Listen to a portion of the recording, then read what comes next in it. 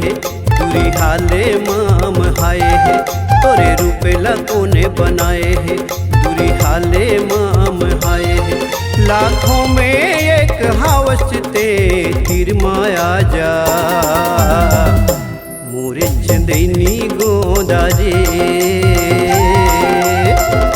मोरे चंदैनी गोदा रे तोरे रूपेला कोने बनाए है दूरी हाले माम हाय है तोरे रूपेला कोने बनाए है दूरी हाले माम हाय है लाखों में एक हावसते तीर माया जा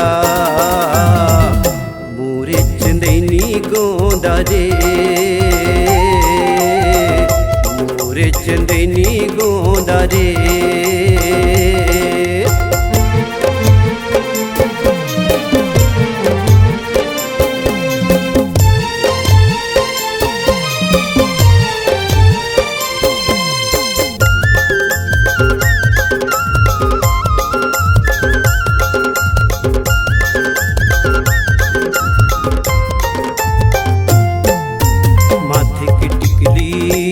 चमके अंधियारी के रात तोला देख के गोरी चंदा हाला जागे नहीं होवे मुलाकात तोला देख के गोरी चंदा हाला जागे हे मन के दर्द तोला काला मैं बताऊं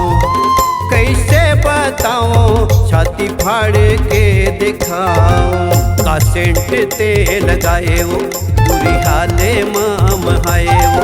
का सेंट ते लगाए वो दूरी हाले माम हाय वो लाखों में एक हावसते तीर माया जा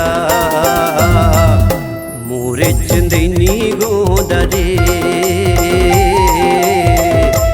मोरे चंदैनी गोदा रे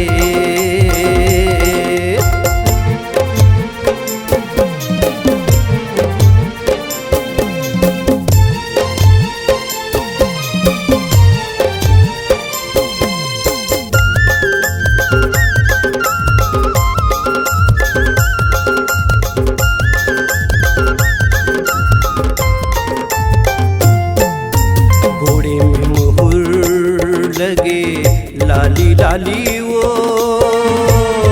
तोला फूल के बिराजे पतरंगी काने के बाली वो